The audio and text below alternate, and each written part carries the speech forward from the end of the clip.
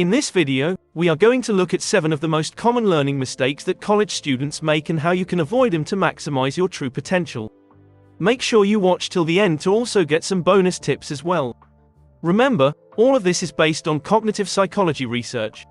Mistake number 1 is typing notes rather than writing them.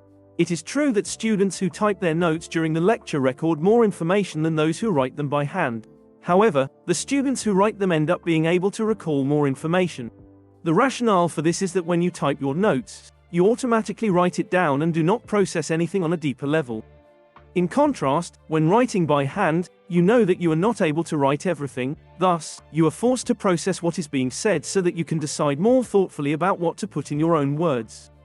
This part of reflecting on what is being said outweighs the benefits of having everything typed from the lecture. Give it a try in your next lecture, you'll be surprised how much better you understand the content.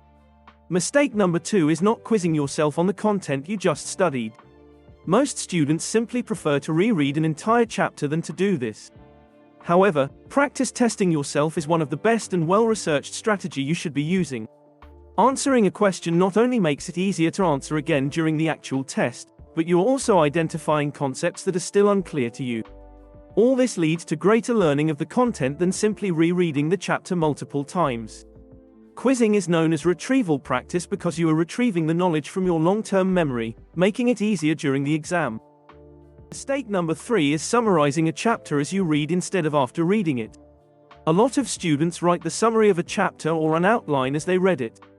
The research on whether this works is mixed and does not seem to work all the time, but certainly takes a good chunk of your precious studying time. Instead, attempt to summarize the main points from memory after you have read the chapter.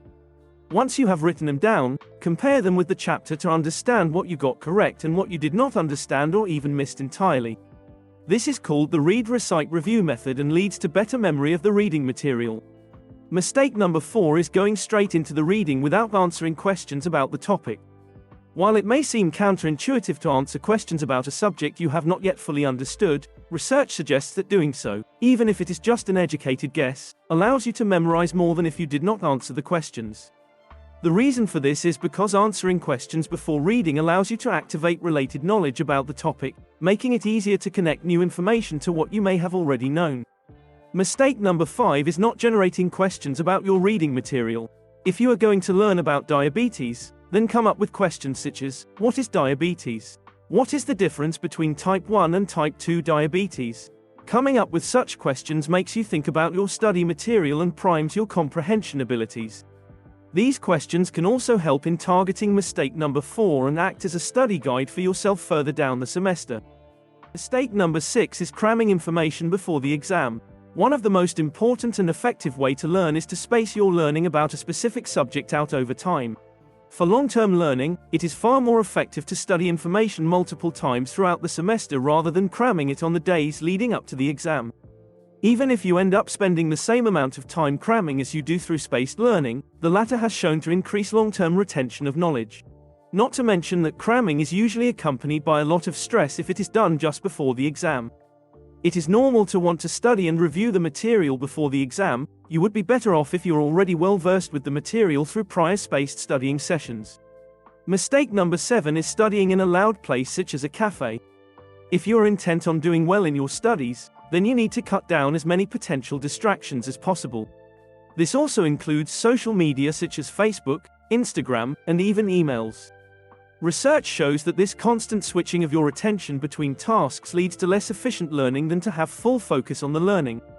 Even if you do not feel it, having the TV or music on can make it more difficult to focus on learning as they compete with your finite amount of cognitive resources. Start studying in a quiet place such as your bedroom or library with your phone and laptop switched to airplane mode. Once you have finished your session, you can have a guilt-free moment of catching up on your social media feeds. Now for the bonus tips. Most students do not do this enough. If you have to memorize a lot of material for an exam, mnemonic techniques can work wonders for you. One of the most effective strategies is to form acronyms of the concepts you have to learn. For instance, the acronym OCEAN stands for the Big 5 personality traits of openness, conscientiousness, extroversion, agreeableness, and neuroticism. It is much easier to remember one word, ocean. and then use it as a guide to recall the 5 traits than it is to try and outright recall the 5 traits. Additionally, this would require you to first organize your content before forming the acronym, helping your overall learning. Hopefully all, if not some of these strategies will help you in your ongoing semester and avoiding common mistakes that most students do. This will keep you ahead of the curve and ensure that you maximize your learning. We would love to hear what other strategies have worked or not worked for you in the past in the comments below. Thank you for staying tuned. If you like this content, please leave a thumbs up and a comment and subscribe for new content based on psychology and research.